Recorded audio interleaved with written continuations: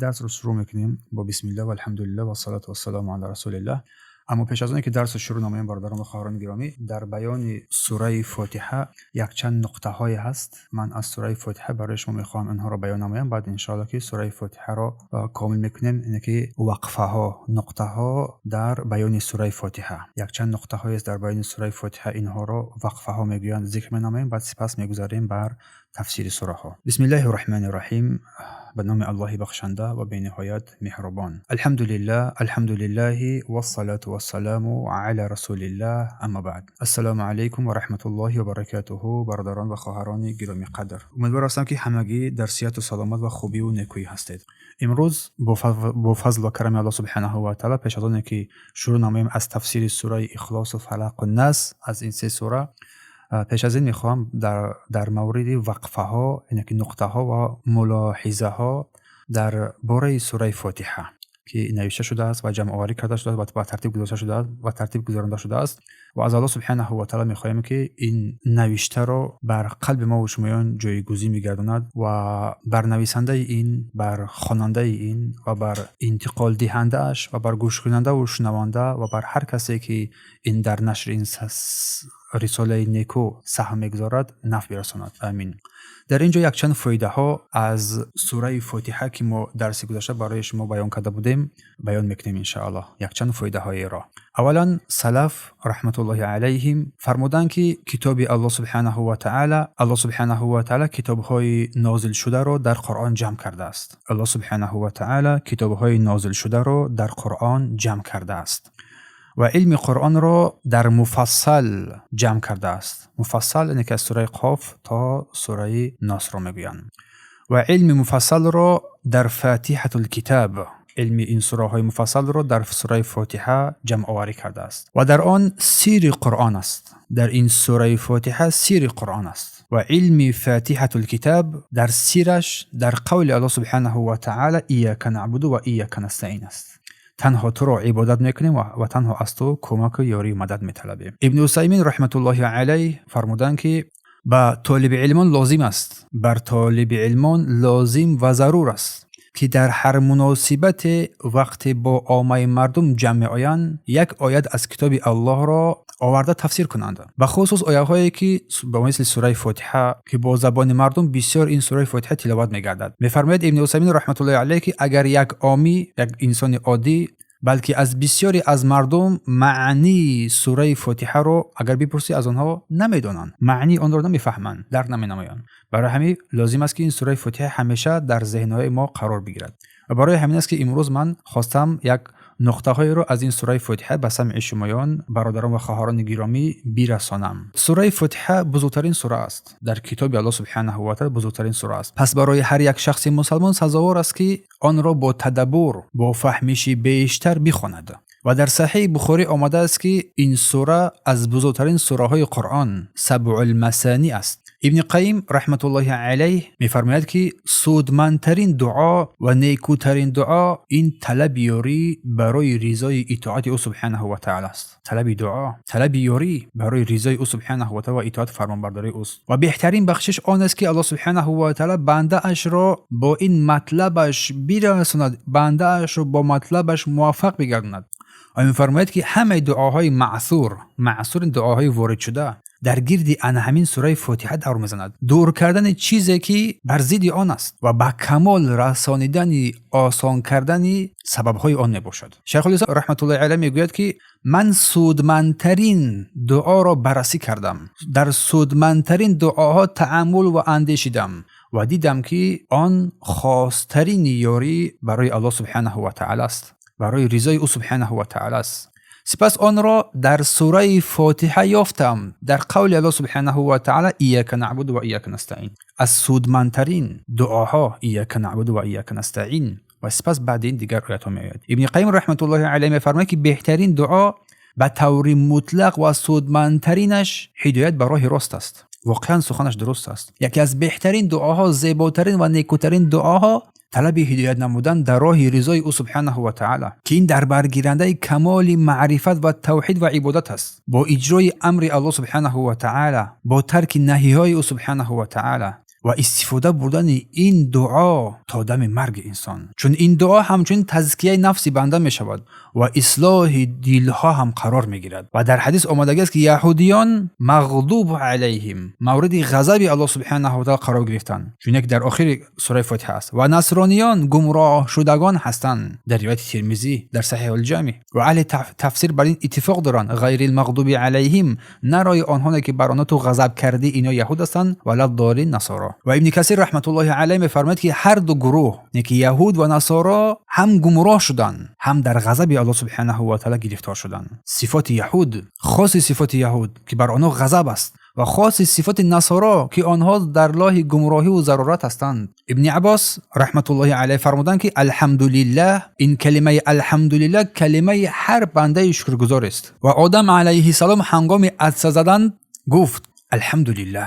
الله سبحانه و تعالی به نوح علیه السلام پس از نجات فرمودنش، پس از نجات یافتنش از غرق شدن که بگوید الحمدلله که ما را نجات داد. و ابراهیم علیه السلام نیز گفت الحمدلله که در پیری به من فرزند بخشید. الحمدلله.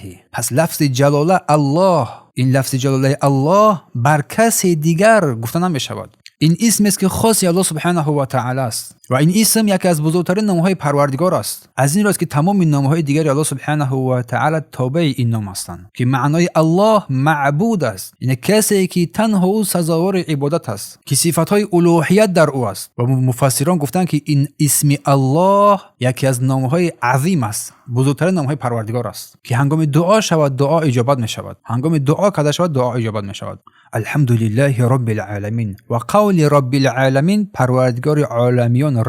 رب آن کسی است که صفت آفرینش، سه صفت در خود دارد. صفت آفرینش، مالکیت و تدبیر رو در خود جمع کرده است. او خالق است، او مالک است و او مدبر تدبیر کننده همه امور است. پس هر مربوب، هر تربیت شده بر ربش، بر پروردگارش سخت نیازمند است. حتی یک لحظه بی نیاز شده نمیتواند، اما پروردگار بی نیازمند است. الرحمن الرحیم. الله سبحانه و تعالی خود را با رحمان و رحیم وصف کرد بعد از رب العالمین. بعد از اینکه رب العالمین شد سپس رحمان الرحیم شد. بر بندگان گواه میگردد و نشان دادن فراخی رحمت او سبحانه و تعالی و به سوی احسانش الله سبحانه و تعالی بندگان را ترغیب کند. الله سبحانه و تعالی در سه آیه اول برای ما تعلیم میدهد که پروردگار را چگونه ما حمد و سپاس و ستایش کنیم، چگونه او را حمد بگوییم. بر ما تعلیم میدهد طرز درست حمد و ستایش را، طرز درست دعا کردن را و چگونه او سبحانه و تعالی را بزرگ بشماریم. پس آیا ما هنگام خواندن این سوره فاتحه، این آیات ها در نمازهایمان حمد و ثنا و تمجید و احساس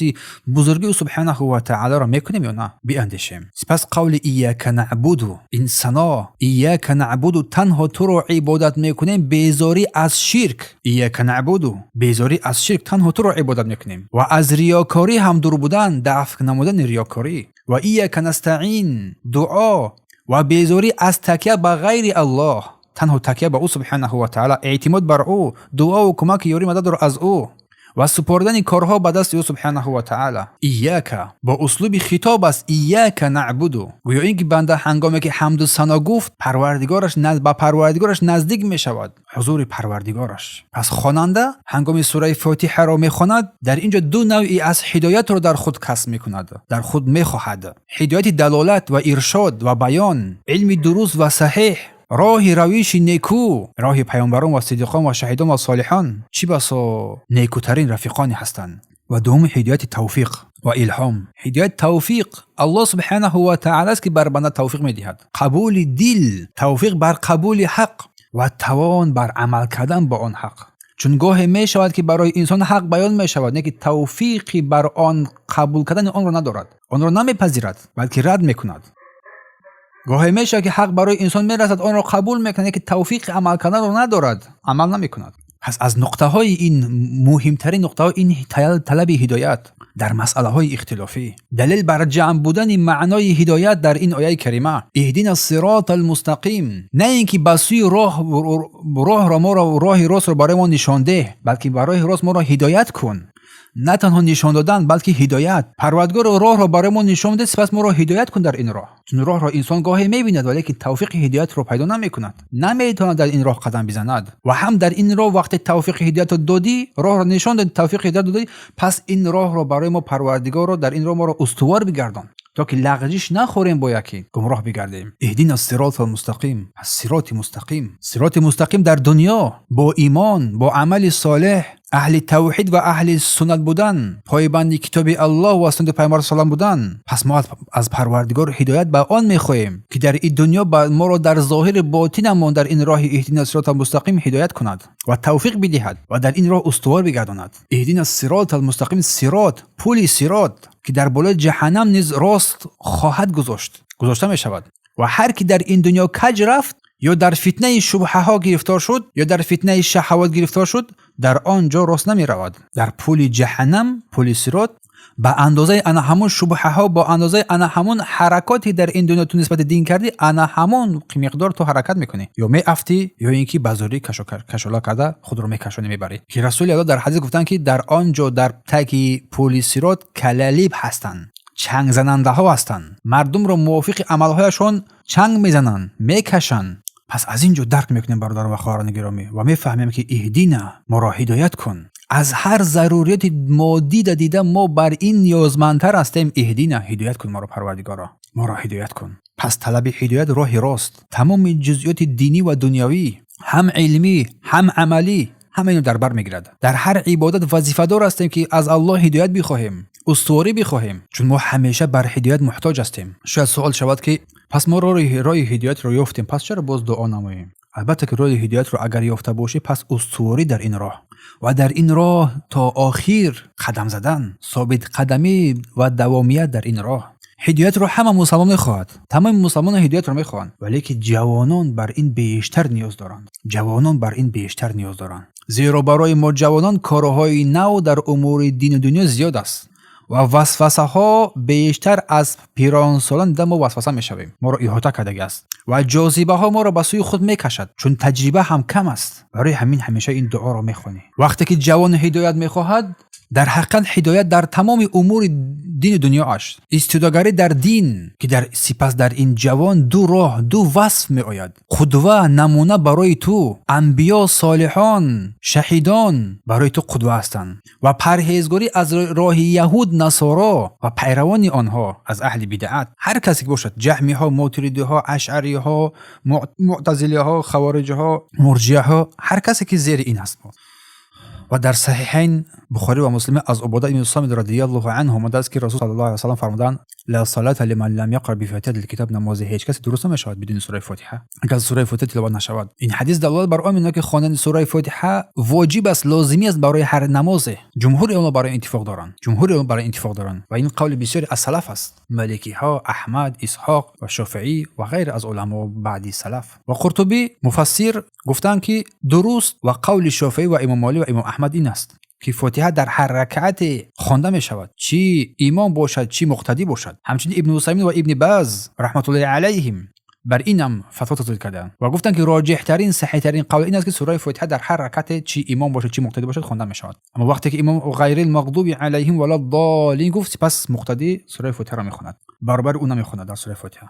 پس شخصی که داخل نماز می شود، در قیام راست می ایستد، تکبیر می گوید، دعای استفتاح را می خواند، سپس اعوذ و بسم الله و سوره فاتحه را می خواند. اما اگر معموم امام را در حالت رکوع پیدا نماید، سوره فاتحه از او ساقط می شود. با اتفاق علما، اگر امام را در رکوع یافتی، سوره فاتحه از او ساقط می شود. الله اکبر میگویی، راست میستی، الله اکبر میگویی، سپس به رکوع می روی. اگر که در صف امام را دریافت کردی در حالت رکوع، آن را در رکوع بعد تکبیر، بعد دیم تکبیر در رکوع می روی. راست نیست تکبیر به رکوع رفتن، این نماز انسان باطل می شود. اگر انسان به صف یا که به مسجد درآید، اما امام تکبیر نگفته باشد، شروع نشده باشد، با امام میسته، سپس با امام تکبیر میگوید، داخل می شود.